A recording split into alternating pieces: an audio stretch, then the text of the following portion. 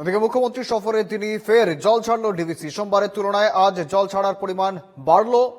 মাইথন থেকে ২৭,৬৯৭ কিউসেক এবং পাঞ্চেত থেকে ২৯,৯৫১ কিউসেক জল ছাড়া হয়েছে। সঙ্গে রয়েছেন প্রতিনিধি সৌমিত্র গাঙ্গুলি। সৌমিত্র, রীতিমতো প্রতিদিনই জল ছাড়া হচ্ছে এবং প্রতিদিনই ক্রমাগত জল ছাড়ার পরিমাণ বাড়াচ্ছে ডিভিসি।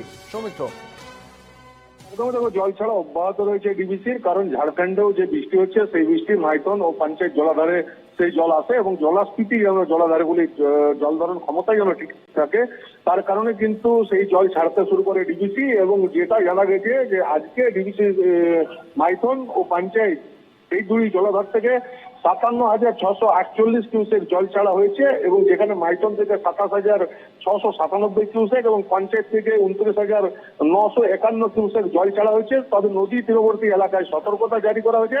তবে এইভাবে যদি ঝাড়খণ্ডে বৃষ্টি হতে থাকে বা সেই বৃষ্টির জল যদি মাইথন বা পঞ্চায়েত জলাধারে আসে, সেই জলাধারগুলির যদি জলাস্ফীতি বেড়ে যায় তাহলে সেই জল ছাড়তে হতে পারে ডিবিসিকে, এমনটা কিন্তু জানা গেছে। তবে যে এইভাবে যদি জল ছাড়া অব্যাহত থাকে তাহলে যেভাবে প্লাবিত হয়েছে আরামবাগ হুগলির একাংশ, সেই আবারও কিন্তু প্লাবিত হওয়ার একটা আশঙ্কা থেকেই যাচ্ছে। একেবারে ধন্যবাদ সৌমিত্র।